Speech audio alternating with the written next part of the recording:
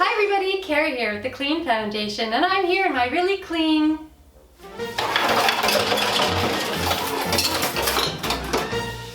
kitchen. And I'm here to talk to you about litter. Oh, I can't even say that word without cringing.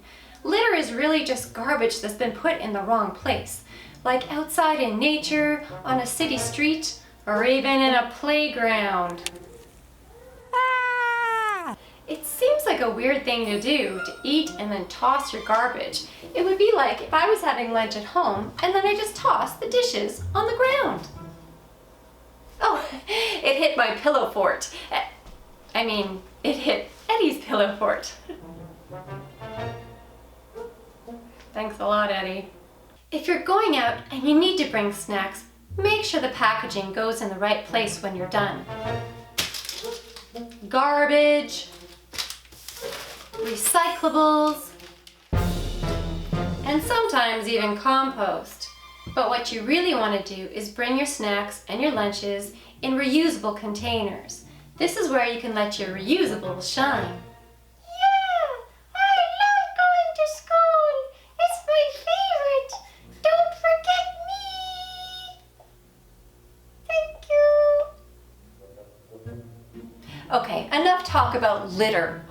Let's talk about a craft using letters that make words. Follow me. Oh, and be careful of my pillow fort. I just got it balanced so perfectly. Never mind. Hi everybody, welcome back. Okay, we're now going to do a craft called a word's nest. It sounds a lot like bird's nest, but instead of putting birds and eggs in it, we're going to put in words that are inspired by nature. And we're going to have to go on a hunt to find those words. But first, let's talk about supplies. First, I'm going to use this large piece of paper here as the base of my word's nest. Now, if you don't have a large piece of paper at home, don't worry. You can glue two smaller ones together. Or you could use an old cardboard box. Cut that out, and that's a nice sturdy base for your word's nest. I'm sure you could think of other things to use too, because I know you're super smart. We're also going to need some kind of glue. I've got a glue stick here at my house, so that'll work great.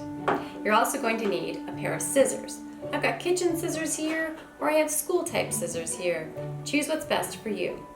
I am going to need some newspaper.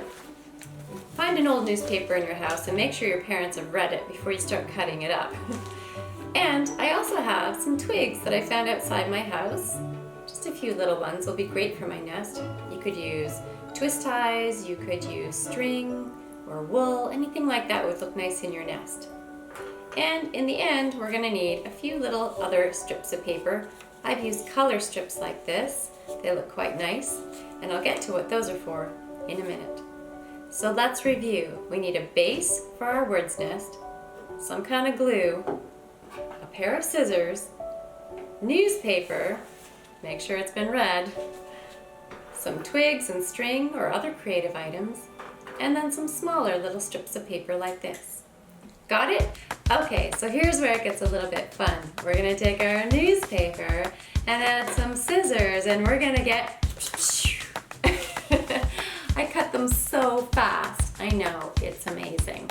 Okay, see how thick these are? Not very thick at all, just a couple centimeters. Just enough to get that glue stick on there. You don't want them to be too thin. So you're gonna cut up lots of these like I just did, super fast. Be careful with the scissors, everybody.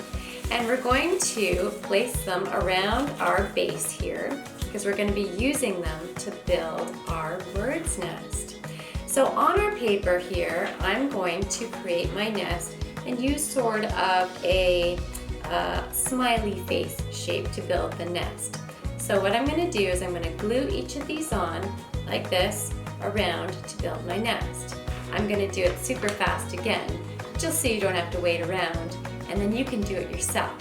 Okay? Ready, set, go!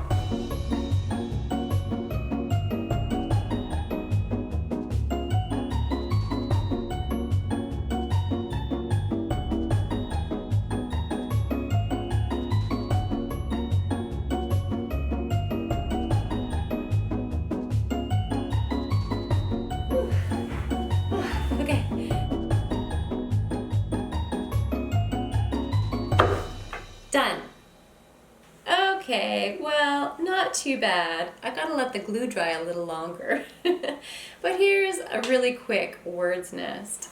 So what I'm gonna do now is I'm going to try and fill this with words that are inspired by nature. And as I mentioned, you gotta go hunting for them. So to find them, I want you to read books. And I know you're all reading out there and you're such good readers. And you're all reading such different books, different levels, different subjects. That's what makes it so cool. I have been using a few books of my own from home. I like to use magazines like Owl, Chickadee, Chirp. Those are awesome books with lots of great information in them. National Geographic's another favorite of mine. And also just chapter books that you might have on your shelf. So we're going to use these books, we're going to open them up, and as we're reading to our parents or to our brothers and sisters or just on our own, we're going to find words in here that inspire us to think about nature. Okay, so here's some words that I found just by opening up one of those magazines. I found feather, burrow, that's a cool one. I found ice, and I found soil and fog, all just on a few pages of a magazine. And they make me think about the great outdoors, and they are great. So what I'm going to do with these words is I'm going to glue them onto my words nest with my trusty glue stick. We'll glue fog on first so it doesn't float away. And we'll put them all on here with our glue.